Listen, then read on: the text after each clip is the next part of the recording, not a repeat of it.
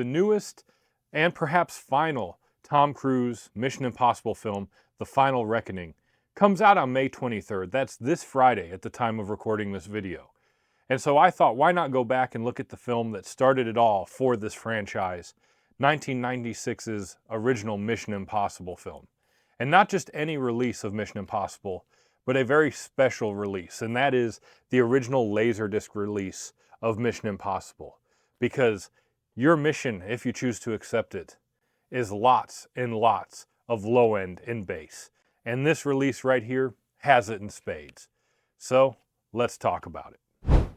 So just a few quick notes before we actually get into talking about this Laserdisc release. First, I want to mention and shout out the damn fool Idealistic Crusader, as I've done in a few of my other videos, because he did a video on not just this release here, but the entire kind of history of this original film on home media back about a year ago at the time of filming this. And that really provided the inspiration for me to pick this release up and to ultimately do my little video here about it. So I definitely want to shout him out. His video will be either linked down below or linked at the end of the video, or maybe linked up here somewhere. He does a way better job and has way more knowledge and insight into home media releases for films than I could ever kind of put out on my channel. So I highly, highly recommend you check him out, because he is the inspiration for me picking this up and doing my little video here on this film. The other thing I want to mention is more in relation to the sequels, because you can come at me in the comments and roast me down there, I guess. The sequels past this original film never really caught on with me. I don't know why. I just never caught on to all the sequels that have been done over the nearly 30 years since this release has come out for this original film. And this release here is the first time I've actually watched this film in its standard letterboxed edition with actual surround sound, dedicated surround sound, because prior to this release, the only version I had ever watched was the old school pan and scan VHS release. And so it was just very basic, like TV speakers, no surround sound, nothing like that. So for me, this was like a maiden voyage into watching this film in its original intended aspect ratio and its original intended theatrical audio mix. Now, to talk about the audio mix on this, and really the main reason why I'm doing this video, and the main reason I wanted to pick this release up off the back of the damn fool Idealistic Crusader, is that this is one of those marquee releases that holds over its original theatrical audio mix in Dolby Digital AC-3 form on this release. I can probably go out on a limb and say this with a lot of confidence. This is probably the most bass-heavy, low-end heavy release that I own here in my home theater and that I've experienced here in my home theater. Mission Impossible, the AC-3 Laserdisc, this one right here, is just loaded with low-end and bass. You know, big action set pieces like the fish tank explosion and Tom Cruise, with the kind of iconic scene that you have right here on the back of him diving out the window as the fish and all the water kind of rushes out. Not only that, not only car explosions and big explosions with like the helicopter and the tunnel sequence with the train at the end. Those have a lot of bass, and I guess you would expect it there because those are big action set pieces. You also get it at certain points when there's a lot of tension to be had between characters when they're talking and discovering things for the plot of the story, and plot of the film. You get a lot of just low-end tension, and bass notes there as well. But even just in standard sequences that don't really hold a whole lot of dramatic tension or big action set pieces to it, there's a ton of bass there too. I mean, just one of the very opening parts of the film when the whole original team is all just around their table, talking about the hotels that they've stayed in and different stuff like that. Tom Cruise asking about the cappuccino maker or whatever, just stuff like that. There's still just a ton of bass, just kind of slowly put into the score underlying those moments. It's really just kind of crazy how much bass, how much actual low end is in this release right here. And to be completely honest, my subwoofers, which I've talked about previously, they are nowhere near high-end, high-level home theater subwoofers. They are very budget-friendly. And this release here pushed them to their limits of what they're capable of doing and what kind of deep notes they're even capable of reproducing here in my home theater. And probably beyond what they even should be expected to produce here in the home theater. And really it shows how much bass is in this release, because those subwoofers do not do it justice. But it goes without saying, this is the most bass heavy, low end heavy release that I have ever experienced here in my home theater. Now, not only does it have a ton of bass, and I may even be understating how much bass and low end is really in this release.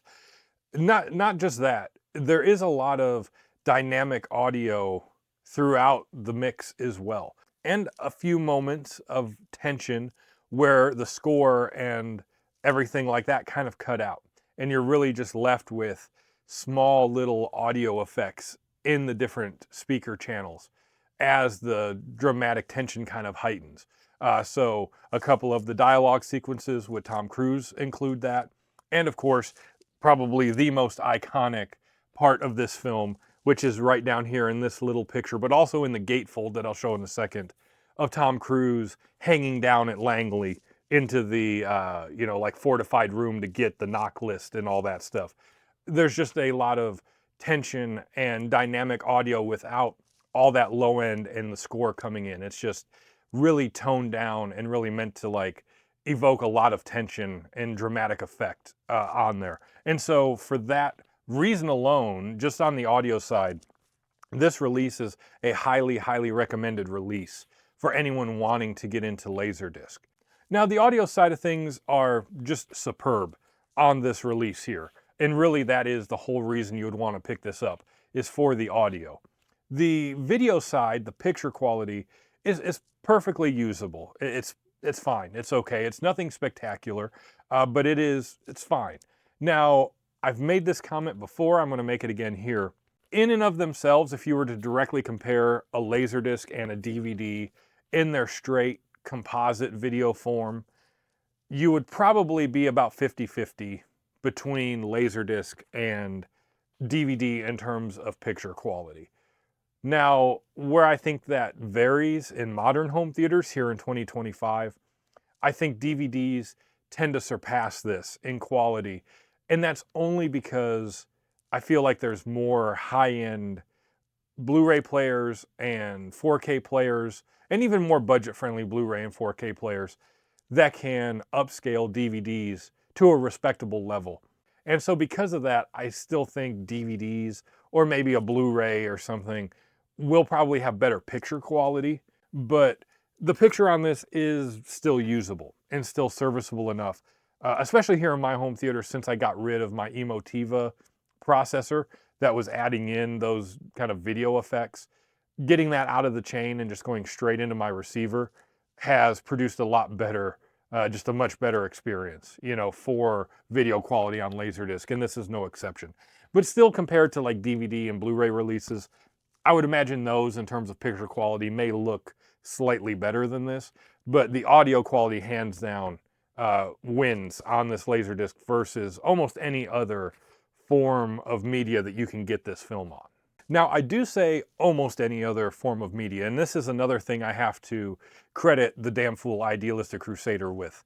That is, this film here came out on hi-fi VHS tape, but the hi-fi VHS tape has the basic PCM audio, not the actual AC-3 digital discrete audio that this has, but it has the secondary audio track on this release, which is a matrixed PCM audio. That audio track is also not only as a secondary track on this release, but also on those hi-fi VHS tapes. And so you can get a fairly similar audio experience to this Laserdisc, maybe like 75-80% or so, or maybe even closer to 90% of the way, of this release on a hi-fi VHS tape. And you can even find widescreen hi-fi VHS tapes of this film. And the picture quality is going to be slightly degraded over this, just because of the analog format and depending how often the film has been watched on that VHS tape, you know, how much wear is on it.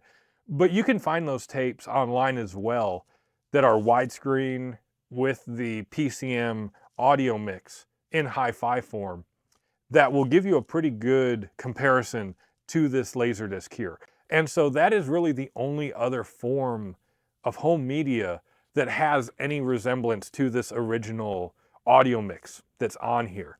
Now, with all that being said, before we close this video up, I will throw in some footage here of the actual release, the kind of like sleeve, the jacket and everything that's on here.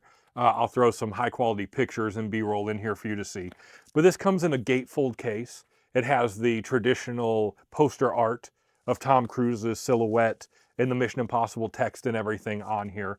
On the back of this sleeve, you will see all the little picture kind of snippets on here and all the information about the film, technical specs. This kind of packaging release with the cover and the rear cover on here, I think is pretty universal for the Laserdisc releases and for the VHS tape.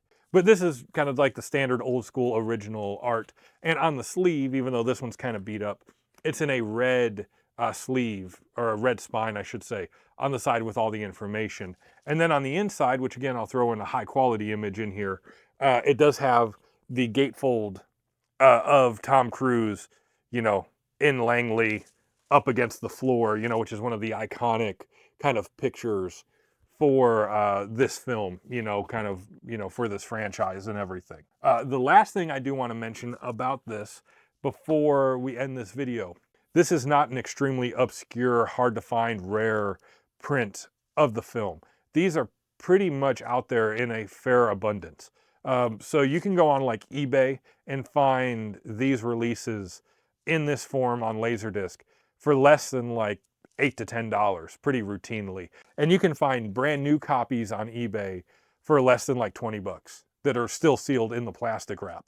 So these are pretty widely available, as best as an older Laserdisc release can be. So if you are somebody who wants to pick this up and wants to go the Laserdisc route, this is definitely an easy disc to pick up. It's out there, like I said, in a fair abundance, and they're not, you know, going to price gouge you for the most part on these.